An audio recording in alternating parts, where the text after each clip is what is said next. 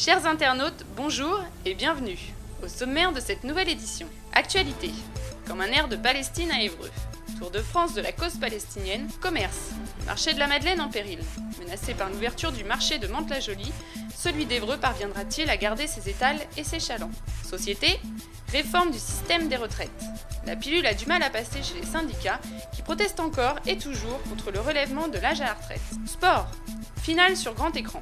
Plus de 400 spectateurs réunis place de l'Hôtel de Ville pour assister à la retransmission sur grand écran de la finale de la Coupe du Monde. Culture. Jumelage Rüsselsheim-Évreux.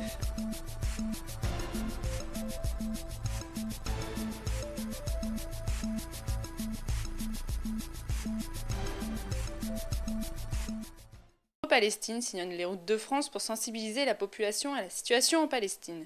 Première étape, la ville d'Évreux, où une cinquantaine de militantes de l'association font passer leur message à travers des animations publiques, mettant en scène le quotidien du drame palestinien. Laissez-moi, je viens de la faire. Rebelle, dis-moi ton sac. Allez, tu me le vides. Tu me le vides. Tu me le vides. Dis-moi ton sac. Plus vite que ça. Tu vas me le vider ce sac. Hein? Tu vas me le vider. C'est quoi ça là? C'est quoi? Hein? C'est quoi? C'est quoi? Vite! Eh, c'est cadeau, c'est quoi ça? Hein? C'est quoi ça? Donc quand ils veulent se soigner, aller en ville, en famille ou autre, donc qui se font refouler, qui passent des heures et des heures à se faire insulter, maltraiter donc, par les soldats israéliens, c'est un aperçu, un tout petit aperçu de ce qu'est la vie réelle en Palestine. Et donc notre but à nous aujourd'hui, c'est tous citoyens, nous profitons donc des vacances pour faire un tour de France, pour parler au nom des Palestiniens et sensibiliser la population. Olivia Zemmour, responsable de l'association, milite pour que les citoyens réagissent face aux violations du droit international. Une opération coup de poing a également été réalisée dans une grande enseigne commerciale de la ville pour appeler au boycott des produits israéliens. Le marché de la Madeleine, qui rassemble plus d'une centaine de commerçants chaque dimanche, est à ce jour le marché le plus important de la ville. Mais depuis peu, ce rendez-vous hebdomadaire est menacé par la création d'un nouveau marché sur Mantes-la-Jolie. Un commerçant hébroïcien nous explique les conséquences de cette concurrence. Oui, bien sûr, depuis l'ouverture des marchés de Mantes, depuis le 6 juin exactement, on a vu déjà, il y a pas mal de commerçants qui sont partis. Du coup, il y a pas mal de clients qui sont partis aussi. Donc, du coup, le marché, il est plus comme avant. Il est toujours vide. Normalement, à cette heure-ci, il y a du monde, mais là, vous voyez, vous-même, vous pouvez constater qu'il n'y a plus personne. Donc, bien sûr, ça influe sur le marché de Mantes. Déjà, les gens, parce que moi, j'ai déjà discuté avec pas mal de clients, ça leur permet déjà de faire une petite balade, un petit tour là-bas. Et en plus de ça, je crois qu'il y a une différence au niveau des prix, mais nous, on essaye toujours de s'aligner avec les prix de Mantes au niveau des télévisions et tout ça. Donc le marché de Mantes, il a fait du mal à votre commerce? Il a fait très très mal. Les commerçants commencent donc à déserter les étals hébroïciens au profit du marché mantois. Mais ils ne sont pas les seuls, puisqu'il semble en effet que les clients soient eux aussi de plus en plus nombreux à être attirés par ce nouveau marché. On peut alors se demander quel sera l'avenir du marché hébroïcien et s'il pourra résister à cette nouvelle concurrence. Suite à l'intervention télévisée de Nicolas Sarkozy du 12 juillet, lors de laquelle le chef d'État assurait qu'il resterait inflexible sur les mesures phares de la réforme des retraites, les organisations syndicales ont organisé mardi 13 des rassemblements dans toute la France pour rappeler leur vive opposition au projet.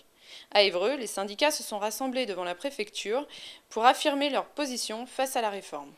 Donc, pour votre information, donc on avait demandé un rendez-vous à la préfecture pour faire part un petit peu de notre unité par rapport à ce sujet. Donc dans un premier temps, David va vous lire le communiqué au nom de l'intersyndicale qu'on avait fait pour la journée d'aujourd'hui. Et après, on vous fera un petit point sur l'échange avec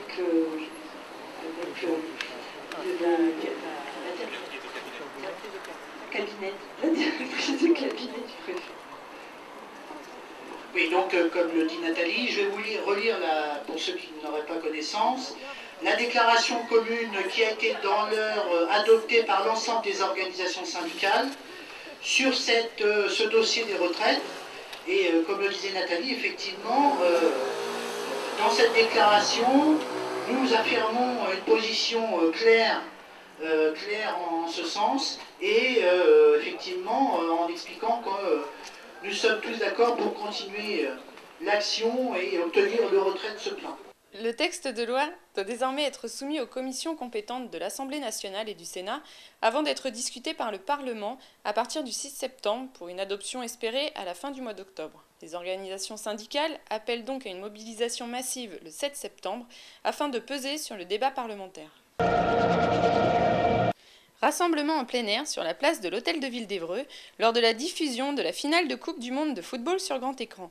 Les amateurs du ballon rond sont venus nombreux pour encourager leur équipe favorite. Soirée conviviale autour du sport national, habitants et élus nous ont livré leurs impressions et pronostics. En observant les premières minutes, je trouve que l'Espagne est dominant face à la Hollande, pardon. Ouais, moi je dis 1-0, moi, 1-0. On va Bah ouais, j'espère bien, moi. Je sais pas, c'est serré, il faut pas... Après, ils peuvent être très stressés et puis faire des erreurs de chaque côté, et puis voilà, je sais pas, 1-1 peut-être. Ça va finir peut-être aux prolongations et aux pénaux. Je sais pas. Bah d'abord, la Coupe du Monde de football, c'est quand même un moment tout à fait exceptionnel, parce que le football, c'est le sport mondial par excellence.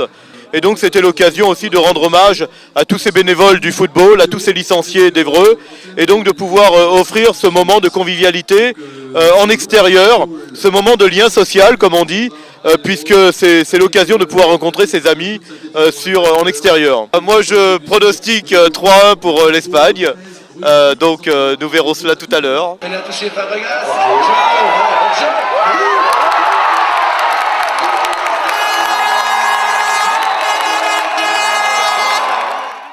Après 120 minutes de jeu, les supporters laissent enfin éclater leur joie suite à la victoire de l'Espagne à 1-0 contre les Pays-Bas. Le comité de jumelage de la ville invite un groupe de jeunes Allemands à découvrir Évreux. Alors, le comité de jumelage, c'est une association qui est créée depuis 1959, qui réunit des villes en Europe, Rugby, Kachira, et puis aussi Rüsselsheim que nous accueillons aujourd'hui. Il y a 8 bénévoles qui font tourner l'association, puisque pour l'instant ça se passe tout doucement. On a repris l'association suite à Madame Jeanne qui a arrêté il y a peu de temps. On recommence tout à zéro, on reprend sur des nouveaux contacts et de nouvelles bases avec la ville de Rüsselsheim pour commencer. Alors le séjour, a priori, ils vous le diront sûrement très bien. Ils ont découvert la mer pour certains, ce qu'ils ne connaissaient pas, puisque Rüsselsheim est quand même au sud de l'Allemagne. Ensuite, ils ont été découvrir Paris. Ensuite, ils ont fait des activités sportives et ils sont restés aussi en famille une bonne partie de leur temps pour découvrir la culture française et la culture hébroïcienne en particulier. Le jumelage entre Évreux et Rüsselsheim donne lieu chaque année à des échanges culturels et sportifs. Claudia Paulus nous explique le principe de ce programme d'échange. Alors, le programme d'échange, ça veut dire qu'on met ensemble des jeunes de nos deux villes entre 12 et 17 ans qui peuvent s'inscrire pour 2 semaines pendant les vacances, de passer l'échange entre Évreux et Rüsselsheim. Les jeunes ne sont pas seulement restés dans les familles d'hôtes, mais on leur a proposé un programme et ils ont aussi participé à l'organisation de leur programme. Ce sont des expériences qui restent pour toute la vie, parce que j'ai rencontré des gens super sympas et j'espère qu'on va rester en contact. Voyage culturel et linguistique pour ces jeunes Allemands invités à Évreux pour une durée de 2 semaines. Au-delà de son caractère éducatif, cet échange sera également l'occasion de partager de bons souvenirs de vacances.